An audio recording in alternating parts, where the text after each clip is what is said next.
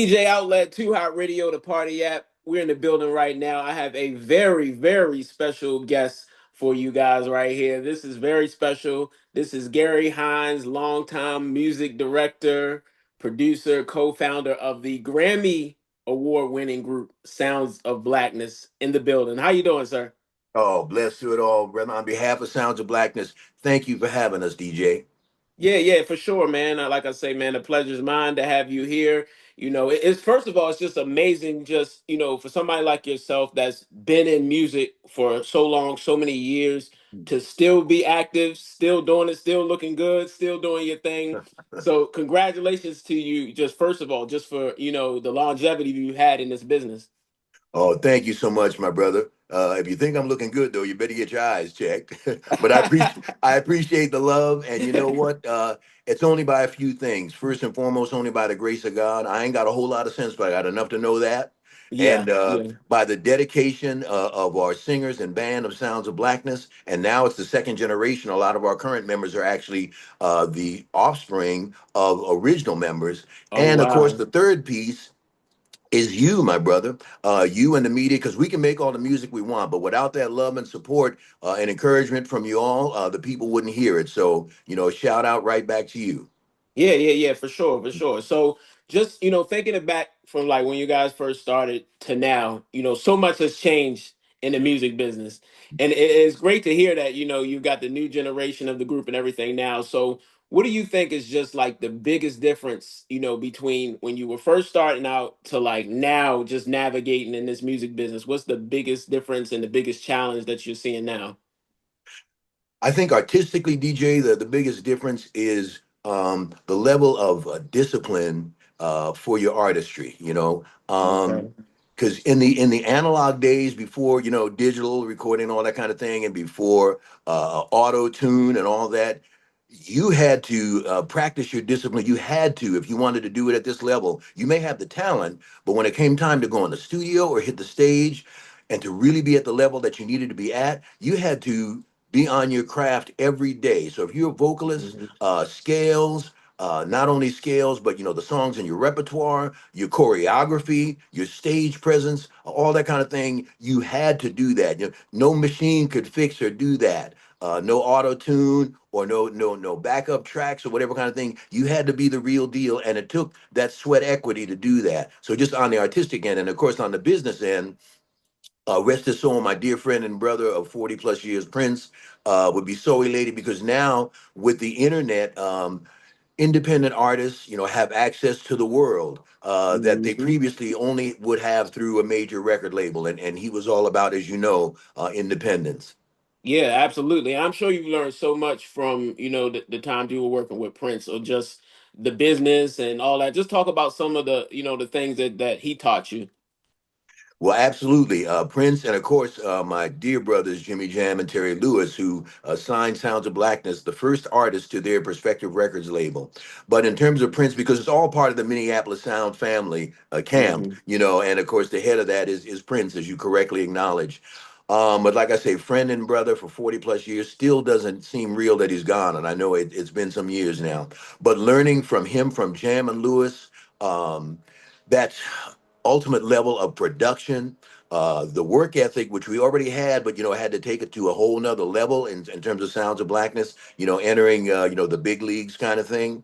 The work ethic, all of the production qualities that go into recording.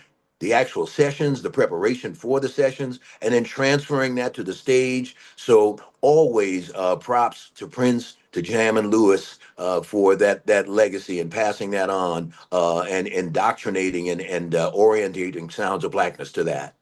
Absolutely, absolutely. And you mentioned like so, really you had to be on top of your game back in the day. Like you really Yes, had to sir. have the work ethic. You had to know what you were doing. So now today, with today being different, do you still rehearse the same way with the new generation like you did with the past generation, or has that changed? Just the way you go into it and decide how you want to work on your craft. Great question, DJ. And the answer is no, that has not changed. Sounds of Blackness is still Mm, about blood, sweat, and tears kind of thing. yeah. We encourage a number of things I do as music director with both our singers and our band. First of all, that their spiritual center is together so that they, pray daily and have their spirit and soul, in touch. So that we're on one accord. And then also to take care of their bodies, because the in shape musician or singer is the better musician or singer. And that is now we're not talking about you don't have to try to look like Mr. and Miss America, but I mean to exercise your body so that you have the stamina to perform, to rehearse. To be in shape, and of course, for singers, it helps their vocals because that ultimately the apparatus up is a muscle that needs to be exercised so that they have better vocal control and all of that. So we keep that work ethic and standard, and we ask and encourage our singers and band to rehearse. Well, actually, individual practice is individual, and then of course we rehearse normally twice a week, just our regular rehearsals, and more frequently when we're closer to a performance. So that work ethic there for daily practice and weekly rehearsal has not changed and will not change, not for Sounds of Blackness. That's good to know. That's definitely Yes, good to sir. know. So I grew up on Optimistic. Like I still listen to that this day. Like it gets me through some tough times and everything. So just tell me just the story behind that song and what that means to you. I'm so glad you say that. Jimmy Jam and Terry, when they're interviewed, in fact, Jam just said it the other day in a major interview he did. He was asked, of all the hundreds of hits and all that songs, what song defines you the most? And he said, "Optimistic." Didn't even hesitate. And so, in terms of what it means to me, brother DJ, um, Optimistic was the final song recorded on our first record with Jam and Lewis on Perspective Records called Evolution of Gospel. And that's the one we were blessed to win our first Grammy with. And I'll never forget, we had like already a good 11, 12 songs. And I was a producer at Flight Time when Jam and Lewis were still based here in Minneapolis. And they called Mhm. me in one night and said, Doc, that's always been a nickname for me. We, Okay. we we believe we got a great record here, but we want to do one more that will be a classic, that will stand the test of time, that will be universal. And the word optimistic keeps ruminating, kind of thing. So we were in that office, most of the night, and Jam and Lewis had worked the track up. And I was working on vocal arrangements and we were refining lyrics. We brought the group in the next night and DJ.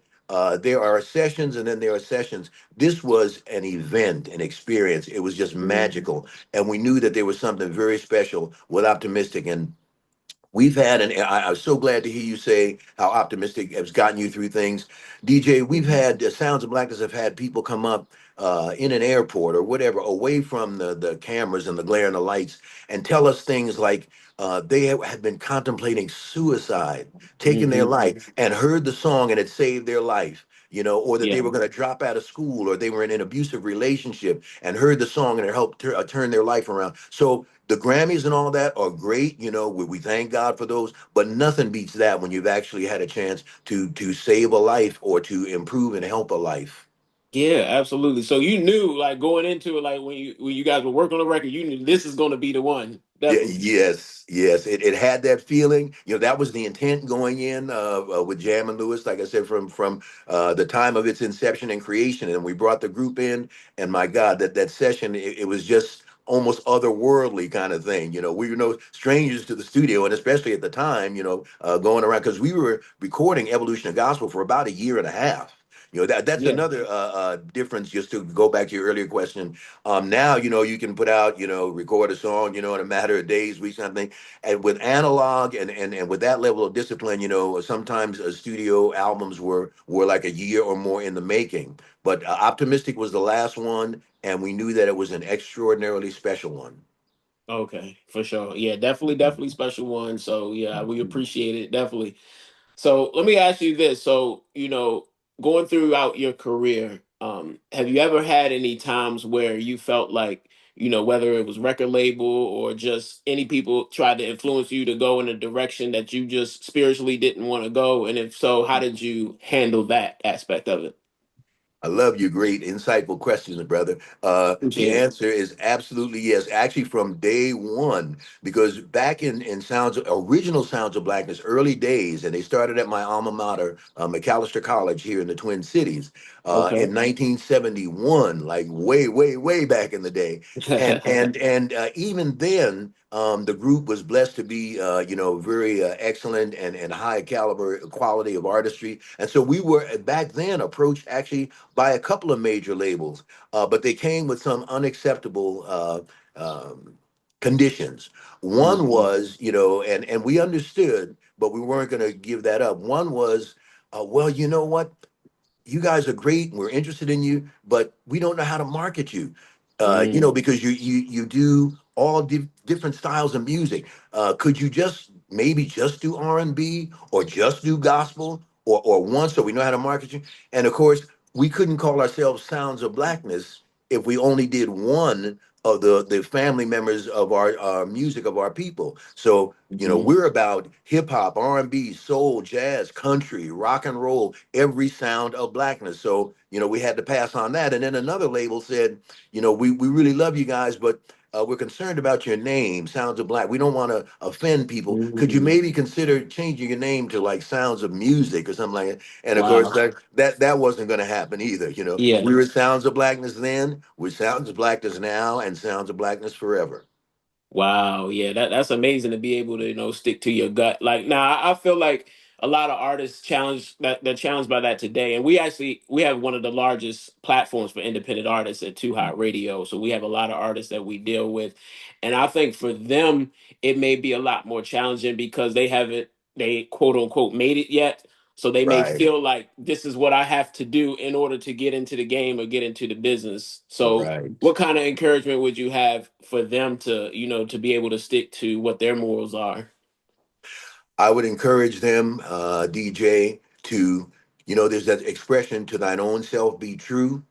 What's Mhm. been given to us as artists has been given to us uniquely. The industry likes to kind of carbon copy and cookie cutter artists, to the flavor of the day kind of thing. And I get that, but that's never true to who the artist is. The irony is, and it's a real contradiction. The industry, music industry tends to look for, like I said, the flavor of the day, who's hot now and who's Mhm. sounding like that, that's up and coming. But then at the same time, they want someone that's new and innovative and creative kind of thing. So stick to Mhm. your guns. Let them find and discover your uniqueness, your creativity, your individualism as an artist, your message. But you can't do that unless you're clear yourself first about who you are, what you're trying to say, and where you want to go, and then to stick to that.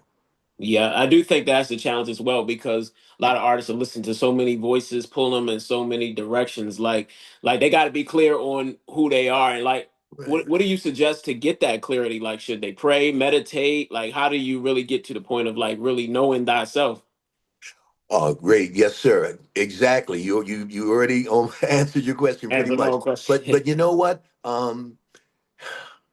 The prayer, and whether or not you're even a person of faith, if you're not, to meditate, because you know what, the greater reality, brother DJ, we are not human beings having a spiritual experience. We are Mhm. spiritual beings having a human experience. And so it's Mhm. imperative for us to tap into that spirit, regardless of your faith tradition, or even if you don't have a faith tradition, because we are spiritual beings.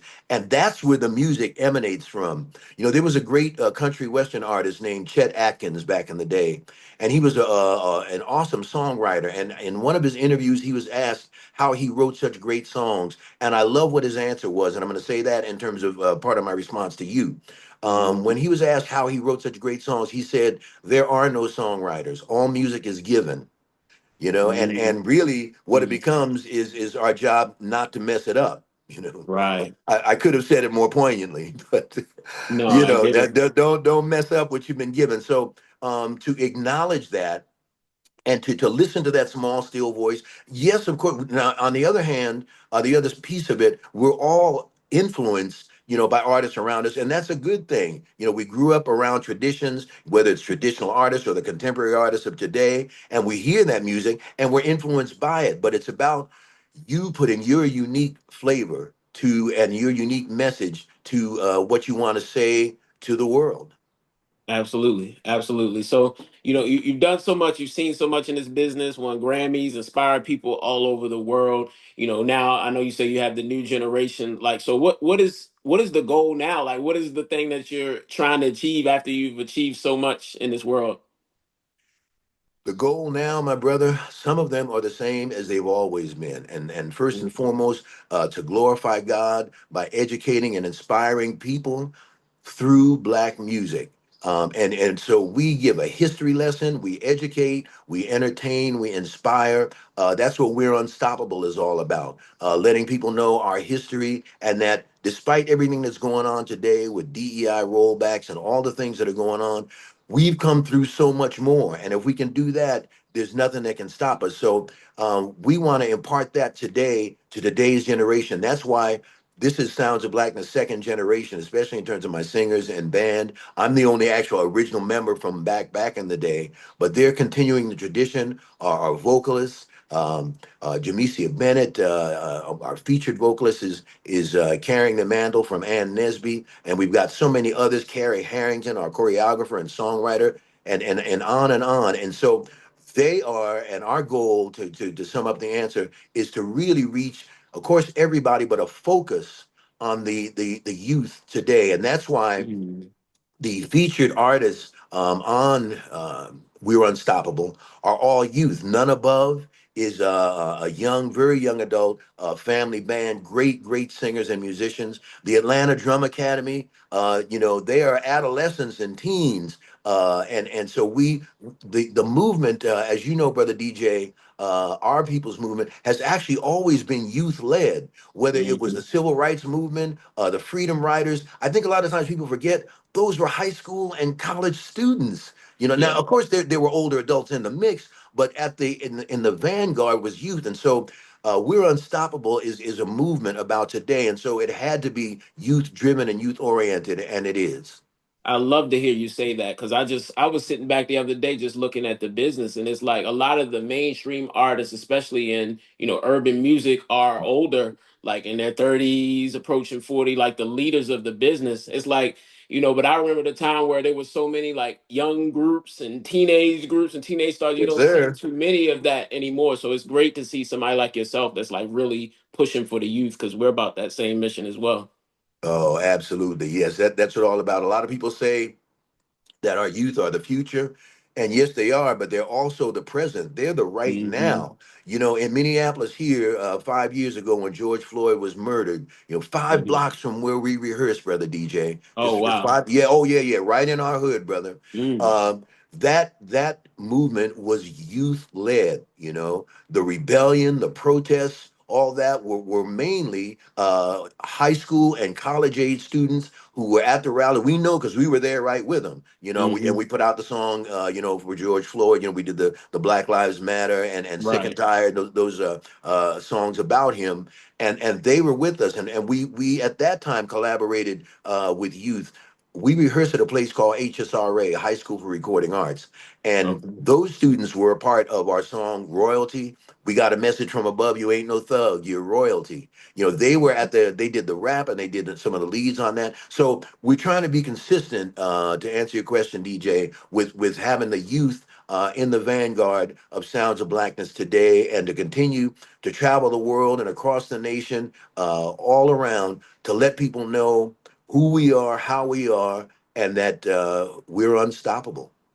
Absolutely, absolutely. So, well, you got our full support here at Too Hot Radio. We're definitely going to keep pushing the mission forward, keep supporting the music and everything. So we'll make sure we'll keep that in rotation. And then, I'm sure you guys got a tour or something coming up. Like, just talk a little bit about what you have coming up and how people can reach you. Thank you so much. Please stay in touch with us a number of different ways, and all of them are just our names, starting with our website, soundsofblackness.org. If you type .com, it's going to go there anyway, so just remember Sounds of Blackness. You can see all of our photos, hear our music, purchase our merchandise, leave us a message, and we will hit you back. And it won't be some machine or intern, it'll be one of us. We keep it real like that. And then we're on all the social sites, brother DJ, Okay. Facebook, Instagram, TikTok. LinkedIn, Threads, all of that, just under Sounds of Blackness. So please go ahead, visit those sites, give us a like, leave us a message. We will hit you back. Stay in touch with us. And then the first part of your question, in terms of what's upcoming for Sounds of Blackness, we're headed to Chi-Town, the Windy City. All right. September 6th and 7th, we'll be at the City Winery on the 6th. And then the next day, we'll be at Great Trinity United Church of Christ, with Pastor Otis Moss III. So looking to go back to Chi-Town, which has always been one of Sounds of Blackness' number one markets. So we're looking forward to that. And Sounds of Blackness look forward to um, doing virtual performances and tours. So stay in touch with us at soundsofblackness.org, and we can give you all of our dates and all of our upcoming activities. Sounds great. We actually just came from Chicago ourselves, and I actually met another legend. I met Buddy Guy while I was out there. Ah, So that was just amazing seeing him in person and doing his thing. So the definitely, world's greatest blues guitars. Yes, yes, yes. And absolutely. star of Sinners. Yes, Yes, yes. yes. Yeah, exactly. Yeah. Exactly. Have you wanted to, get into film and do a lot of that as well? Yes, the answer is yes, and we've been blessed to, and mainly, but though on the soundtrack side. So, Sounds of Blackness have been blessed to do soundtracks. A year or two ago, Denzel Washington featured one of our songs on his Journal for Jordan movie that Okay, starred okay. Shantae Adams, who happens to be the daughter of one of our former members. So, Oh wow, wow. Yeah, you're right. shout out to brother Denzel. He's always been a big supporter and a great friend. The late great Maya Angelou had us write a song called "Don't Let Nothing Keep You Down" for her directorial debut, a film called "Down in the Delta," and we're looking now our current songs. By our own great Carrie Harrington, "Hold Up Your Light" by our own great Jamesia Bennett, "Thankful," and now with "We're Unstoppable." So we're pitching those songs for film soundtracks as well. Okay, okay, definitely. I'll help spread the word as too. One of our directors, he actually works with Tyler Perry Studios and a lot of other Oh, production companies. So I'll definitely, help with spreading the word about that. awesome! Thank you so much. Yep. All right. Well, We, this is we, Too Hot Radio, the party app, DJ Outlet, signing out with Gary Hines, Sounds of Blackness. Thank you once again for doing this interview and just, continuing to bring great music to the world. Thank you, my brother. And my parting shot is this coming Tuesday, we're going to be shooting our We're Unstoppable video. So we'll have a video Okay. for you in just like a couple of weeks or less. Okay, for sure. Well, looking forward to it. Appreciate it. Appreciate you, my brother. All right. Too Hot Radio, we're out.